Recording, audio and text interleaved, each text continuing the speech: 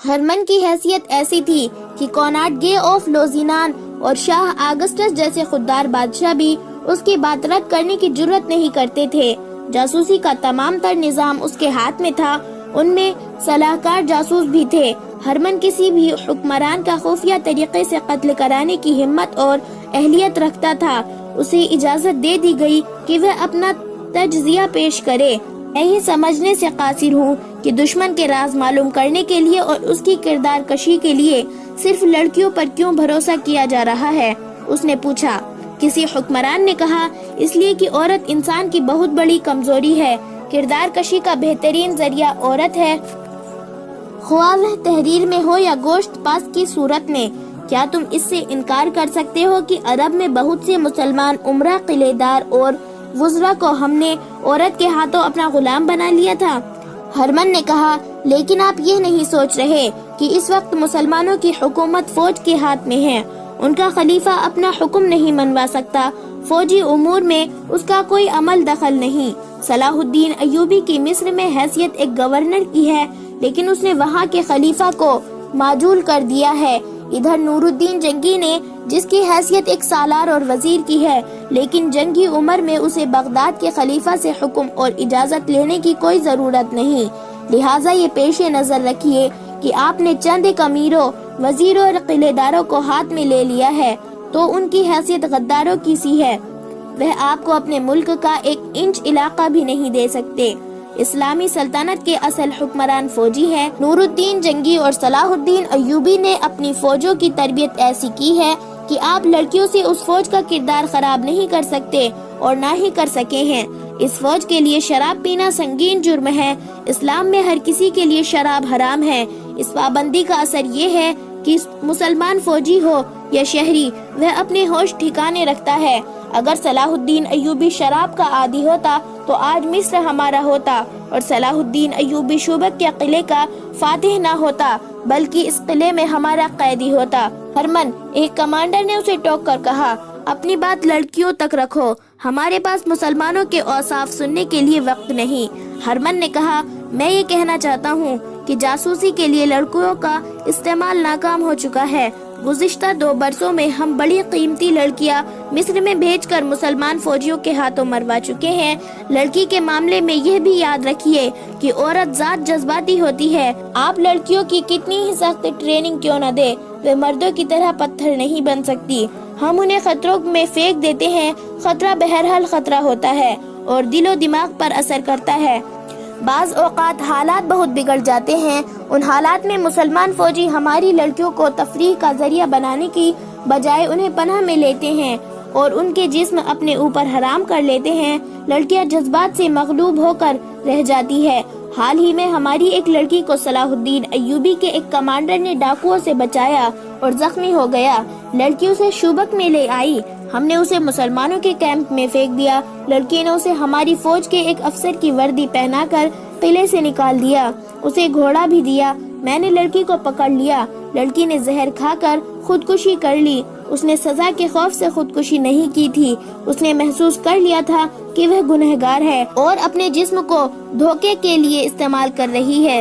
یہ احساس اتنا شدید تھا کہ اس نے زہر پی لیا۔ لڑکیوں کے خلاف میں ایک دلیل اور بھی دینا چاہتا ہوں۔ ہمارے پاس جو جاسوس لڑکیاں ہیں ان میں زیادہ تعداد ان کی ہے جنہیں ہم نے بچپن میں مسلمانوں کے قافلوں سے یا ان کے گھروں سے اغوا کرایا تھا۔ انہیں ہم نے اپنا مذہب دیا اور اپنی ٹریننگ دی۔ وہ جوان ہوئی اور اپنا بچپن اور اپنی اصلیت بھول گئی۔ انہیں یاد بھی نہ رہا کہ وہ مسلمانوں کی بیٹیاں ہیں، مگر ہم نے ان کے صرف نام بدلے، ان کا مذہب اور ان کا کردار بدلا، ان کے خون کو نہ بدل سکے۔ میں انسانی نفسیات کو سمجھتا ہوں، لیکن یہ میرا تجربہ ہے کہ مسلمان کی نفسیات دوسرے مذہب کے انسانوں سے مختلف ہیں۔ یہ لڑکیاں جب کسی مسلمان کے سامنے جاتی ہے تو جیسے انہیں اچانک یاد آ جاتا ہے کہ ان کی رگوں میں بھی مسلمان باپ کا خون ہے، مسلمان کے خون سے اس کا مذہب نکلتا ہے۔ ایک کمانڈر نے اس سے پوچھا، تم یہ کہنا چاہتے ہو کہ کسی لڑکی کو جاسوسی کے لیے نہ بھیجا جائے؟ ہرمن نے جواب دیا، کسی ایسی لڑکی کو نہ بھیجا جائے جو کسی مسلمان کے گھر پیدا ہوئی تھی۔ اگر آپ لڑکیوں کو میرے محکمے سے نکال ہی دے تو صلیب کے لیے بہتر رہے گا۔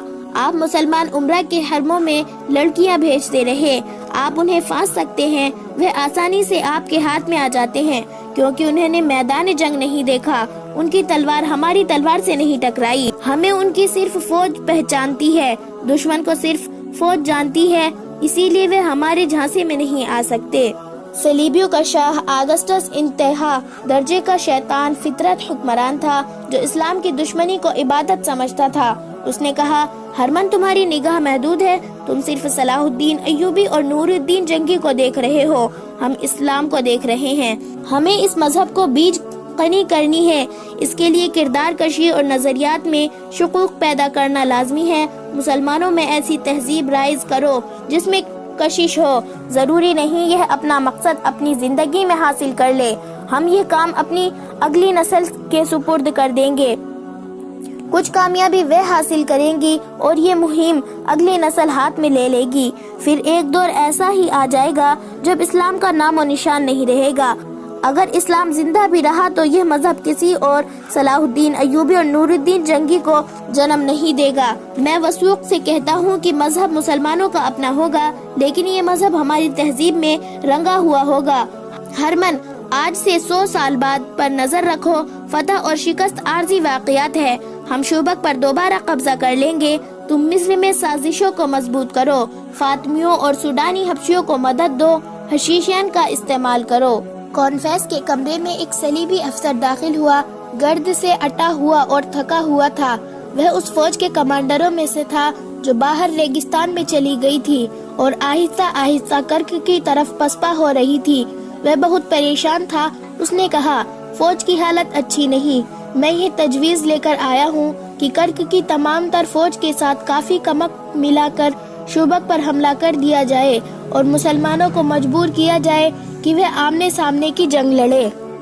اس وقت جنگ کی کیفیت یہ ہے کہ ہمارے دستے مرکزی کمان کے حکم کے مطابق کرک کی طرف پیچھے ہٹ رہے ہیں، مسلمانوں کے شب خون مارنے والے دستے تھوڑی سی نفری سے رات کو عقبی حصے پر شب خون مارتے اور غائب ہو جاتے ہیں، دن کے وقت ان کے تیر انداز چند ایک تیر برسا کر نقصان کرتے اور غائب ہو جاتے ہیں، وہ نشانہ گھوڑے یا اونٹ کو بناتے ہیں، جس جانور کو تیر لگتا ہے وہ بھگدڑ مچا دیتا ہے، اسے دیکھ کر دوسرے گھوڑے اور اونٹ بھی ڈرتے اور بے قابو ہو جاتے ہیں۔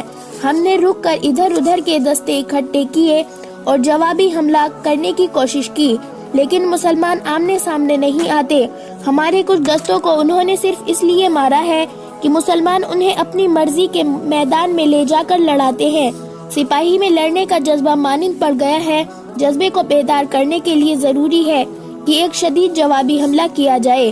اس مسئلے پر بحث شروع ہو گئی، صلیبیوں کے لیے مشکل یہ پیدا ہو گئی تھی کہ ان فوج کا بڑا حصہ جسے بہترین لڑاکا سمجھا جاتا تھا کرک سے دور ریگزار میں بکھر گیا تھا۔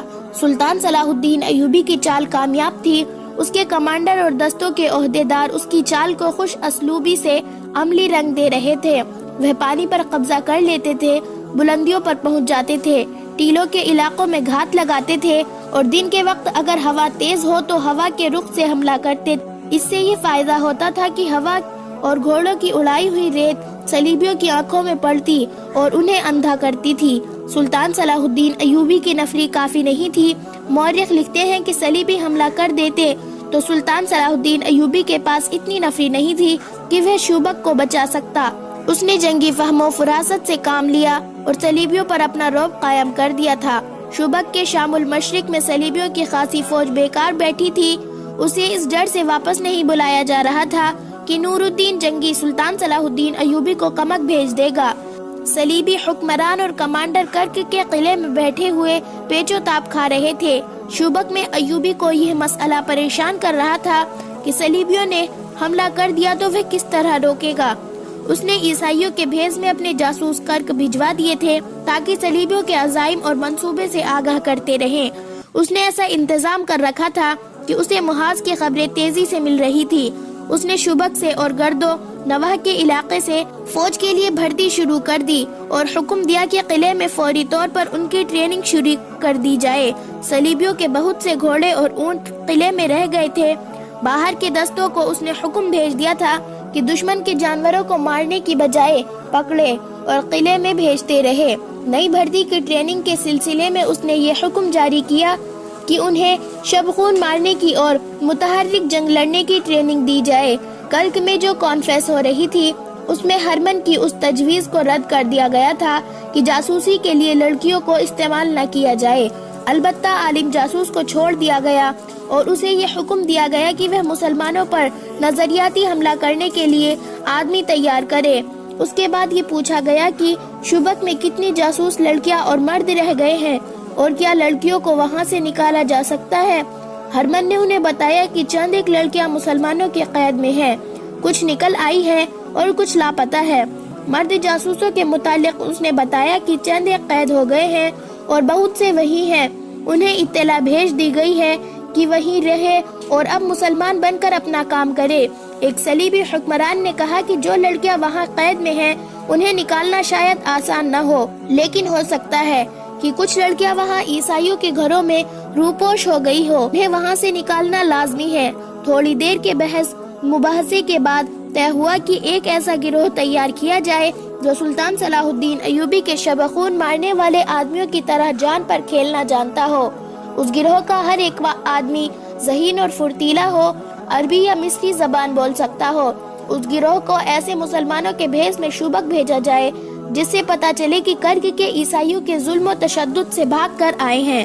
انہیں یہ کام دیا جائے کہ شوبک میں رہ کر لڑکیوں کا سراغ لگائے اور انہیں وہاں سے نکالے۔ اس کام کے لیے وہ جرائم پیشہ آدمی موزوں رہیں گے جنہیں ان کی خواہش کے مطابق جیلوں سے نکال کر فوج میں لیا گیا ہے۔ فوج میں پیشے ور مجرم کو تلاش کرو اور انہیں چند دن ٹریننگ دے کر شوبک بھیج دو، لیکن یہ خیال رکھو کہ ان میں وہی سپاہی ہو جو شوبک میں رہ چکے ہیں اور وہاں کے گلی کوچوں اور لوگوں سے واقف ہے۔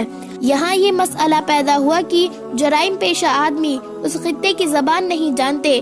اس کا یہ حل پیش کیا گیا کہ زیادہ تر ایسے آدمی بھیجے جائیں جو وہاں کی زبان جانتے ہو۔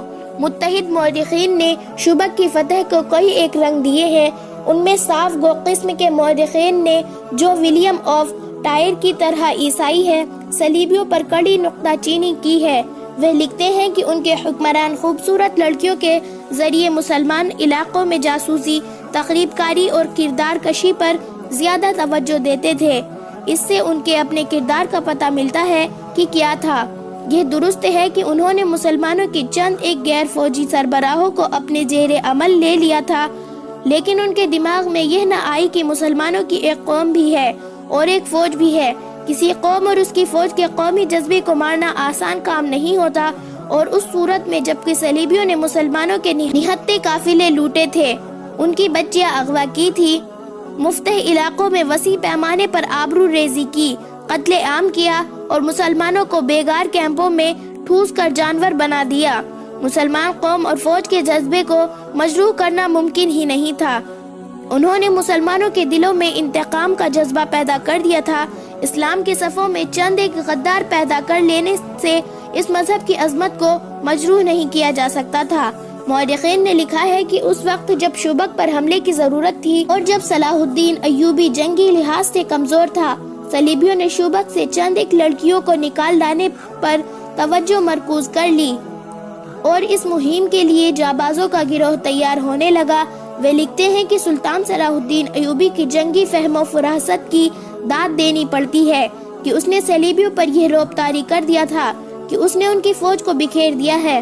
صلیبیوں نے اس تاثر کو قبول کر لیا تھا، انہوں نے اس طرف توجہ ہی نہ دی کہ ایوبی کی اپنی فوج دستہ دستہ ٹولہ ٹولہ ہو کے بکھر گئی ہے، اور یہ بھی کہا جا سکتا ہے کہ سلطان صلاح الدین ایوبی اس صورتحال سے کچھ پریشان بھی تھا۔ اس کے مشیر خاص شداد نے اس کی جیسی پریشانی کا ذکر کیا ہے۔ وہ یہی ہو سکتی ہے کہ اس کے دستے صلیبیوں کے تعاقب میں بکھر گئے تھے، اس سے مرکزیت ختم ہو گئی تھی۔ یہ بھی صحیح ہے کہ اس کے دستے ذاتی اور قومی جذبے کے تحت لڑ رہے تھے۔ ایسی مثالیں بھی ملی ہیں کہ بعض مسلمان دستے صحرائی بھول بھلیوں میں بھٹک گئے اور خوراک اور پانی سے محروم رہے، لیکن ہر حال اور ہر کیفیت میں لڑتے رہے۔ یہ جذبے کی جنگ تھی جس سے صلیبی سپاہی آری تھے۔ انہوں نے اپنے کمانڈروں کو پسپا ہوتے دیکھا تو ان میں لڑنے کا جذبہ ختم ہو گیا۔ اگر صلیبی ادھر توجہ دیتے تو ایوبی کی بکھری ہوئی فوج پر قابو پا سکتے تھے، مگر وہ ذرا ذرا سی باتوں پر اتنی زیادہ توجہ دیتے تھے جتنی اہم جنگی امور پر دی جاتی ہے۔ یہاں ایک اور وضاحت ضروری ہے۔ اس دور کے صلیبی واقعہ نگاروں کے حوالے سے 2-3 غیر مسلم مورخین نے اس قسم کی غلط بیانی کی ہے کہ صلاح الدین ایوبی نے مسلسل 2 سال شوبک کو محاصرے میں رکھا اور ناکام لوٹ گیا۔ انہوں نے اس کی وجہ یہ بیان کی ہے کہ نور الدین جنگی اور سلطان صلاح الدین ایوبی کے درمیان غلط فہمی پیدا ہو گئی تھی۔ جنگی کو اس کے مشیروں نے خبردار کیا تھا کہ ایوبی مصر کو اپنے ذاتی تسلط میں رکھ کر فلسطین کا بھی خود مختار حکمراں بننا چاہتا ہے۔ وہ فلسطین پر قبضہ کر کے جنگی کو موجول کر دے گا۔ یہ مورخین لکھتے ہیں کہ نور الدین جنگی نے اس بہانے شوبک کو اپنی فوج روانہ کر دی کہ یہ سلطان صلاح الدین ایوبی کے لیے کمک ہے، لیکن اس نے اپنے کمانڈروں کو یہ خفیہ ہدایت دی تھی کہ وہ شوبک کے جنگی امور اپنے قبضے میں لے لے۔ چنانچہ یہ فوج آئی۔ سلطان صلاح الدین ایوبی سے کسی نے کہا کہ نور الدین جنگی نے یہ فوج اس کی مدد کے لیے نہیں بھیجی بلکہ اس کی مرکزی کمان پر قبضہ کرنے کے لیے بھیجی ہے۔ یہ سن کر سلطان صلاح الدین ایوبی دل برداشتہ ہو گیا اور وہ شوبک کا محاصرہ اٹھا کر مصر کو کوچ کر گیا۔ عیسائی مورخین نے جنگی اور ایوبی کی اس مفروضہ چک پلش کو بہت اچھالا ہے، لیکن ان مورخین کی تعداد زیادہ ہے جنہوں نے یہ ثابت کیا ہے کہ سلطان صلاح الدین ایوبی نے 1.5 ماہ کے محاصرے کے بعد شوبک کا قلعہ لے لیا تھا۔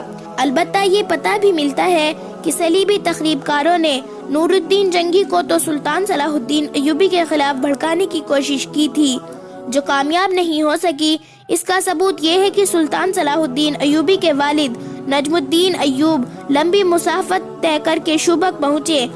انہیں شک ہو گیا تھا کہ ان کا بیٹا ایسی حکامت پر اتر ہی نہ آیا ہو اور کہیں ایسا نہ ہو کہ تخریب کار اس کے کان جنگی کے خلاف بھر دے۔ بہاؤالدین شداد اپنی یادداشتوں میں رقم تراز ہے۔ اپنے والد بزرگوار کو دیکھ کر ایوبی بہت حیران ہوا، ان کے گھٹنے چھو کر مصافحہ کیا اور سمجھا کہ محترم والد اس فتح کے مبارکباد دینے آئے ہیں، مگر انہوں نے بیٹے کو پہلے الفاظ یہ کہے، کیا نور الدین جنگی جاہل ہے جس نے مجھ جیسے گمنام اور غریب آدمی کے بیٹے کو مصر کا حکمراں بنا ڈالا ہے؟ کیا مجھے یہ سننا پڑے گا کہ تیرا بیٹا ذاتی اقتدار کی خاطر سلطنت اسلامیہ کے محافظ نور الدین جنگی کا دشمن ہو گیا ہے؟ جاؤ اور جنگی سے معافی مانگو۔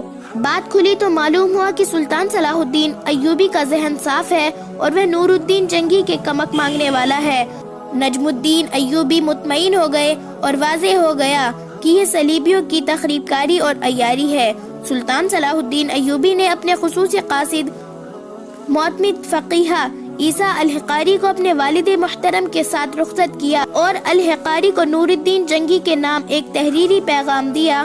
اس کے ساتھ شوبک کے کچھ تحفے بھی بھیجے۔ اس نے لکھا، بیش قیمت تحفہ شوبک کا قلعہ ہے جو میں آپ کے قدموں میں دان کرتا ہوں۔ اس کے بعد خدائے عجولل کی مدد سے کرک کا قلعہ پیش کروں گا۔ اس پیغام میں سلطان صلاح الدین ایوبی نے واضح کیا تھا کہ صلیبیوں کی تخریب کاری سے خبردار رہے اور یہ نہ بھولے کہ کچھ مسلمان امراء بھی اس تخریب کاری اور سازشوں میں صلیبی کا ہاتھ بٹا رہے ہیں، ان کی سرکوبی کی جائے۔ اس پیغام میں سلطان صلاح الدین ایوبی نے شوبک کے اس وقت کی صورتحال اور اپنی فوج کی کیفیت تفصیل سے لکھی ہے اور کچھ انقلابی تجویز پیش کی۔ اس نے جنگی کو لکھا کہ ان حالات میں جب دشمن ہماری زمین پر قلعہ بند ہے اور وہ میدان جنگ میں ہمارے خلاف سرگرم ہے اور زمین دوز کارروائی سے بھی ہمارے درمیان غدار پیدا کر رہا ہے، میں اس نتیجے پر پہنچا ہوں کہ ہماری غیر فوجی قیادت نہ صرف ناکام ہو گئی ہے بلکہ سلطنت اسلامیہ کے لیے خطرہ بن گئی ہے، برسرے پیکار ہے۔ ہمارے مجاہد لڑتے اور مرتے ہیں، وہ بھوکے اور پیاسے بھی لڑتے ہیں، انہیں کفن نصیب نہیں ہوتے، ان کی لاشیں گھوڑے کے تلے روندی جاتی اور صحرائی لومڑیوں اور گدھوں کی خوراک بنتی ہے۔ اسلام کی عظمت اور قوم کے وقار کو جتنا وہ سمجھتے ہیں اتنا اور کوئی نہیں سمجھ سکتا۔ ہمارے غیر فوجی حکام اور سربراہوں کے خون کا ایک قطرہ نہیں گرتا، وہ میدان جنگ سے بہت دور محفوظ بیٹھے ہیں۔ یہی وجہ ہے کہ وہ عیش و عشرت کے عادی ہو گئے ہیں۔ دشمن انہیں نہایت حسین اور چلبلی لڑکیوں اور یورپ کی شراب سے اپنا مرید بنا لیتا ہے۔ ہم دین و ایمان کی سربلندی کے لیے مرتے ہیں اور وہ ایمان کو دشمن کے ہاتھ بیچ کر عیش کرتے اور اس کے ہاتھ مضبوط کرتے ہیں۔ سلطان صلاح الدین ایوبی نے لکھا کہ اب جب کہ فلسطین کی دہلیز پر آ گیا ہوں اور میں نے فلسطین لیے بغیر واپس نہ جانے کا اپنا پکا ارادہ کر لیا ہے، میں ضروری سمجھتا ہوں کہ آپ نور الدین جنگی غیر فوجی قیادت پر کڑی نظر رکھے۔ امیر العلماء سے کہے کہ وہ مساجد میں اور ہر جگہ اعلان کر دے کہ سلطنت اسلامیہ کا صرف ایک خلیفہ ہے اور یہ بغداد کی خلافت ہے۔ ہر مسلمان پر اس واحد خلافت کی اطاعت فرض ہے، لیکن خطبے میں کسی اور مسجد میں خلیفہ کا نام نہیں لکھا جائے گا۔ عظیم نام صرف اللہ اور اس کے رسول صلی اللہ علیہ وسلم کا ہے۔ یہ حکم بھی جاری کیا جائے کہ آئندہ جب خلیفہ یا کوئی حاکم کسی دور یا معائنے کے لیے باہر نکلے گا تو اس کے محافظ دستے کے سوا کوئی جلوس اس کے ساتھ نہیں ہوگا اور لوگ راستے میں رک رک کر اور جھک جھک کر اسے سلام نہیں کریں گے۔ سلطان صلاح الدین ایوبی نے سب سے زیادہ اہم بات یہ لکھی ہے کہ شیعہ سنی تفرقہ بڑھتا جا رہا ہے۔ فاطمی خلافت کی معجولی نے اس تفرقے میں اضافہ کر دیا ہے۔ یہ تفریق ختم ہونی چاہیے۔ بے شک خلافت اور حکومت سنی ہے، لیکن کسی سنی حاکم یا الحقار کو یہ حق حاصل نہیں کہ وہ شیعوں کو اپنا غلام سمجھے۔ حکومت اور فوج میں شیعوں کو پوری نمائندگی دی جائے۔ اس قسم کی کچھ اور بھی انقلابی تجویز تھی جو سلطان صلاح الدین ایوبی نے نور الدین جنگی کو بھیجی۔ مورخین اس پر متفق ہیں کہ جنگی نے ان پر فوری طور پر عمل کیا۔ اپنے حق بھی سلطان صلاح الدین ایوبی نے شیعہ سنی تفرقوں، پیار و محبت اور عقل و دانش سے مٹانا شروع کر دیا۔